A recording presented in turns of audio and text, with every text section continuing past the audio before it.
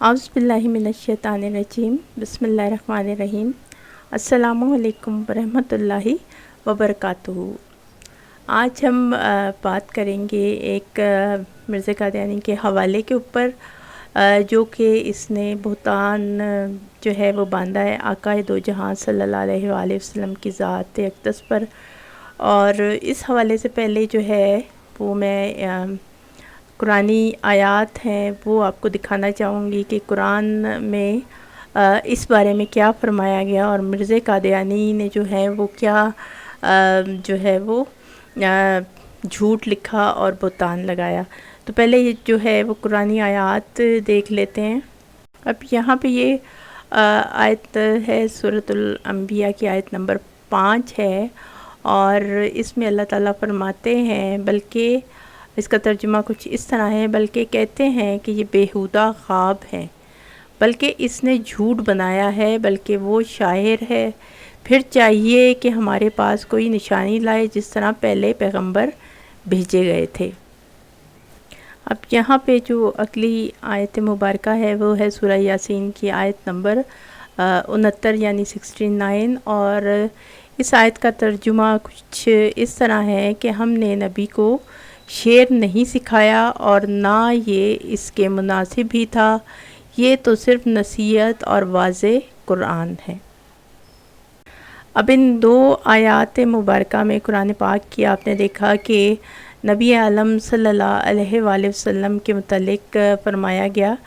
کہ پہلے کافروں نے یہ ان پہ الزام لگایا تھا کہ وہ جو ہیں وہ شاعر ہیں اور شعر کہتے ہیں، اور یہ جو قرآنی آیات ہیں یہ شاعری ہے۔ اور اللہ تعالیٰ نے یہاں یہ دو آیات میں نے آپ کو دکھائی ہیں، اس کے علاوہ بھی بے شمار آیات ہیں کہ اس بات کی سری ان کو جواب دیا کہ یہ نہ ہی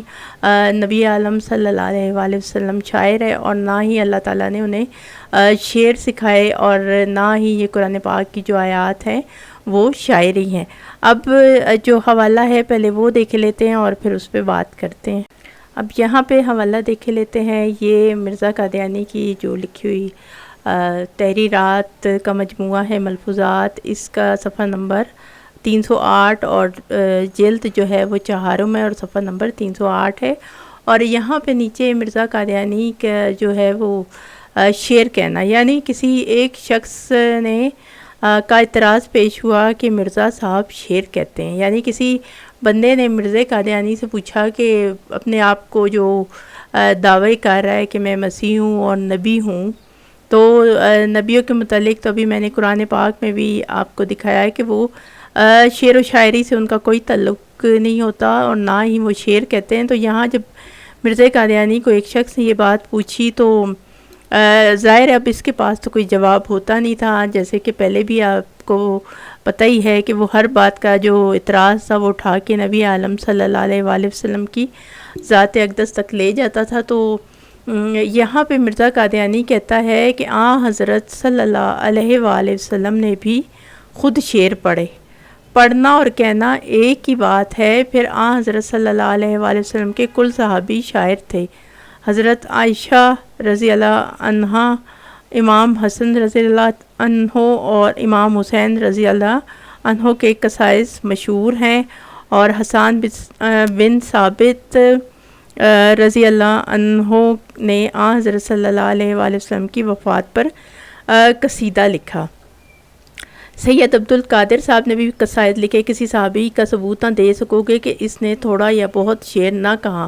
مگر حضرت صلی اللہ علیہ وآلہ وسلم نے کسی کو منع نہ فرمایا۔ قرآن کی بہت سی آیات استغفر اللہ شعروں سے ملتی ہے۔ ایک نے عرض کی کہ سورہ شعراء میں اخیر پر شاعروں کی مذمت ہے، تو کہا کہ وہ مقام پڑھو، خدا نے فسق و فجور کرنے والے شاعروں کی مذمت کی ہے، اور اس پر جو ہے وہ مومن شاعروں کا وہاں خود استثناء کر دیا۔ پھر ساری زبور نظم ہے، یرمیاء، سلیمان اور موسیٰ کی نظم تورات میں اس سے ثابت ہوا کہ نظم گناہ نہیں۔ ہاں فسق و فجور کی نظم نہ ہمیں خود الہام ہوتے ہیں، بعض ان میں مکفہ اور بعض شعروں میں ہوتے ہیں۔ اب یہاں پہ دیکھ لیجئے کہ مرزا قادیانی کے جو ہے وہ کتنی اس نے جو ہے وہ دیدہ دلیری کے ساتھ یہ جھوٹ باندھ دیا کہ شعر پڑھنا اور کہنا ایک ہی بات ہے۔ اب یہ یہاں پہ نئی منطق دیکھ لے کہ جو کسی کا شعر پڑھتا ہے تو وہ اس کا مطلب ہوتا ہے کہ شعر اس نے خود کہہ دیا ہے۔ اب یہ کیونکہ مرزا قادیانی نے خود شاعری بھی کی ہوئی تھی اور یہ لکھ رہا ہے کہ فسق و فجور والی جو شاعری ہے اس کی مذمت کی گئی ہے، تو اب مرزا قادیانی کی جو اپنی شاعری ہے وہ بھی ذرا دیکھ لیتے ہیں کہ اس میں کیا کچھ اس نے جو ہے وہ کون سی روحانی باتیں کر دی ہیں۔ اب دیکھ لیتے ہیں یہاں پہ یہ جو ہے سیرۃ المہدی کا حصہ والا صفحہ 213 ہے اور حوالہ نمبر 228 ہے۔ یہاں پہ کہتے ہیں کہ خاکسار کہتا ہے کہ مرزا سلطان احمد صاحب سے مجھے حضرت صاحب کی ایک شعروں کی کاپی ملی جو بہت پرانی معلوم ہوتی ہے، غالباً نوجوانی کا کلام ہے۔ حضرت صاحب کے اپنے خط میں ہے جسے میں پہچانتا ہوں، بعض شعر بطور نمونہ درج ہیں۔ اب یہاں پہ دیکھ لیجیے، کہتا ہے کہ عشق کا روگ ہے کیا پوچھتے ہو اس کی دوا، ایسے بیمار کا مرنا ہی دوا ہوتا ہے۔ پھر نیچے کہتا ہے کہ سبب کوئی خداوندہ بنا دے، کسی صورت سے وہ صورت دکھا دے، کرم فرما کے آؤ میرے جانی، بہت روئے ہیں اب ہم کو ہنسا دے۔ اب نیچے پھر کہتا ہے کہ میرے بت اب سے پردہ میں رہو تم، کہ کافر ہو گئی ہے خلقت خدا کی۔ اب یہ دیکھ لیجئے کہ خود ہی اندازہ لگا لیں کہ یہاں پہ فسق و فجور والی یہ عشقیہ شاعری آپ کو نظر آ رہی ہے، اور مرزا قادیانی جو ہے وہ خود کہہ رہا ہے کہ قرآن پاک میں جو ہے وہ ایسی شاعری سے منع کیا گیا ہے۔ اب خود دیکھ لیجئے کہ یہ جو مرزا قادیانی کی شاعری ہے وہ پتہ نہیں کس کے غم میں، عشق میں یہ جو تھی، اس نے یہ اس قسم کی شعر کہے ہوئے ہیں۔ یہ تو کسی میرے خیال میں نبی تو دور ہونے کی بات ہے کہ وہ تو اس قسم کی الفاظ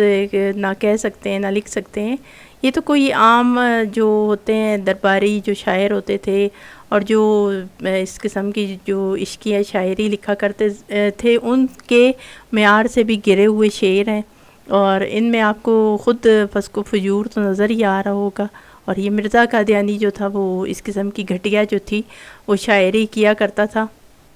اور اس نے یہاں پہ نہ صرف نبی عالم صلی اللہ علیہ وآلہ وسلم کی ذات اقدس پر بہتان باندھا، بلکہ قرآنی آیات پہ بھی اس نے جو ہے وہ بہتان لگایا کہ یہ بھی جو ہے وہی کافروں والا، کہ یہ جو ہے شعروں کی صورت میں ہے۔ اور آگے کہتا ہے کہ جو حضرت سلیمان تھے یا میاں نبی اور جو حضرت موسیٰ تھے، ان کی جو ہے وہ نظمیں بڑی مشہور تھی، حالانکہ ایسا کچھ بھی نہیں ہے، کسی نبی نے کبھی کوئی ایسی شاعری، کوئی ایسی وہ لکھے ہی نہیں شعر۔ یہ جو تورات وغیرہ تھے وہ بھی ظاہر اللہ تعالیٰ کا کلام تھا۔ تو یہ مرزا قادیانی کی جو حالات ہیں وہ یہ تھے کہ اب یہ جو ہے وہ اپنے آپ کو ثابت کرنے کے لیے جو ہے وہ نہ صرف انبیاء اکرام پہ اس نے الزام لگا دیا، بلکہ یہاں پہ جو ہے قرآن پاک پہ بھی لگا دیا۔ آپ دیکھیے کہ اس قسم کے جو اعتراضات تھے وہ جو کفار مکہ تھے وہ کیا کرتے تھے، اور جو یہودی تھے وہ بھی کیا کرتے تھے، اور یہ مرزا قادیانی کا جو شمار ہے ان سے بھی کسی بدترین جو ہے وہ کفار میں ہوتا ہے، تو ظاہر ہے اس نے ان سے بڑھ کے یہی الزام لگانے شروع کر دیے۔ اور پھر ایک عام سی بات ہے کہ یہاں پہ کہہ رہا ہے کہ شعر کہنا اور پڑھنا ایک ہی بات ہوتی ہے۔ اب شعر پڑھنا جو ہے اس کا مطلب ہوتا ہے کسی بھی شاعر کا شعر جو ہے ہم اٹھا کے پڑھ لیتے ہیں۔ آج کل کی ایک چھوٹی سی مثال ہے، کسی مشہور شاعر کا شعر پڑھا، اور اگر ہم کہہ دیں کہ کہنے کا شعر کہنا جو ہے وہ یعنی خود جو لکھا گیا شعر ہو اس شاعر کا اپنا، اسے کہا جاتا ہے کہ اس نے شعر کہا۔ اب ہم کسی شاعر کا شعر اٹھا کے پڑھ دیں اور کہیں کہ یہ میں نے شعر کہا ہے، تو وہ تو اسی وقت وہ اوپر جو ہے وہ یہ آج کل تو بڑا اس چیز کا ایشو ہے کہ وہ دعویٰ ہو جائے گا کہ یہ تو شعر فلاں کا تھا اور یہ انہوں نے جھوٹ۔ تو یہ ایک چھوٹی سی مثال میں نے دی ہے، اور یہ مرزا قادیانی کی یہ الٹی سیدھی جو دلیلیں تھیں، یہی دلیلیں بنیاد بنا کے جو ہے وہ آگے سے قادیانی جو ہے وہ تمام اس کے جو ہے وہ اعتراضات کا اسی قسم کی دلیلوں سے جواب دیتے ہیں۔ یعنی ان کے پاس بھی کوئی ایسی عقل پہ پوری اترتی دلیل نہیں ہوتی، نہ قرآن و سنت تو دور کی بات ہے جو ایک عقل والی بات ہے اس پہ بھی جو ہے وہ دلیل پوری نہیں اترتی۔ اب یہ مرزا قادیانی کی بات دیکھ لیں کہ شعر کو جو ہے وہ کہتا ہے کہ قرآن پاک کی جو آیات ہیں وہ شعروں کے مطابق ہے، تو اس سے بڑی جو ہے وہ کیا الزامات اور جو ہے گستاخیاں ہوں گی کہ اللہ تعالیٰ کے کلام کو جو ہے وہ شعر کہہ رہا، حالانکہ اللہ تعالیٰ نے خود قرآن پاک میں اس کا جواب دے دیا، لیکن مرزا قادیانی جو تھا وہ اس کا تو ظاہر ہے وہ تعلق نہیں تھا قرآن و حدیث سے، تو پھر اس نے جو ہے وہ اسی قسم کے الزامات جو ہیں وہ انبیاء کرام پہ، قرآن پاک کی آیات پہ لگائے، اور جو ہے اپنے آپ کو ہر طرح سے اس نے ثابت کرنے کی کوشش کی۔ ایک قادیانی ہے، اکثر میں تحریریں دیکھتی ہوں، وہ لگایا ہوتا ہے کہ مرزا ناصر نے لکھا تھا کہ مرزا قادیانی کی جو تحریر ہے روز کے 5 صفحات پڑھ لے تو بڑے جو ہے وہ قرآن و حدیث کے جو ہے وہ کھلتے ہیں حقائق اور روحانی۔ تو یہ اسی قسم کی کتابیں ہیں جو یقین کریں کہ پڑھنا شروع کریں تو پہلے سے زیادہ لعنت ڈالنے کو دل کرتا ہے، اور دل چاہتا ہے کہ ابھی تو کم ڈلی ہے، مزید جو ہے مرزا قادیانی پہ لعنت بھیجنے کو دل چاہتا ہے۔ اور ان کے جو چوتھے خلیفہ تھے مرزا طاہر سے کسی نے پوچھا کہ مرزا قادیانی کا کوئی معجزہ جو تھا بیان کر دے، تو وہ ظاہر ہے اس کے پاس تو کچھ تھا نہیں، تو اس نے ڈائریکٹ ان کو کہا کہ آپ کے پاس وہ 1,24,000 جو انبیاء ہیں ان کے معجزات کی تفصیل ہے، یعنی ان کے پاس بس ہر جو مرزا قادیانی پہ اعتراض اٹھتا ہے اس کا جواب یہی ہوتا ہے کہ فلاں نبی کے پاس یہ نہیں تھا، تو فلاں نبی کے جو ہے وہ اس کی آپ کے پاس دلیل ہے معجزات کی، اور یہ اسی لیے انکار کرتے ہیں کیونکہ مرزا قادیانی جو تھا وہ ایک جھوٹا اور کذاب شخص تھا، اور اس کے پاس کوئی ایسی جو تھی وہ دلیل ہی نہیں تھی جو اس کی سچائی کو ثابت کرے۔ تو مرزا قادیانی خود بھی ساری زندگی یہی کرتا رہا، اور آگے سے جو ہے اس کی نسل بھی یہی کر رہی ہے۔ اور یہ تھی آج کی ویڈیو، اور تمام دیکھنے سننے والوں سے ہمیشہ میری یہی درخواست ہوتی ہے کہ ویڈیو کو لائک اور شیئر کر دیجئے، اور میرے چینل کو سبسکرائب کر لیجئے گا، اور انشاءاللہ اگلے حوالوں کے ساتھ اگلی ویڈیو میں حاضر ہوں گے۔ تب تک کے لیے السلام علیکم ورحمۃ اللہ وبرکاتہ۔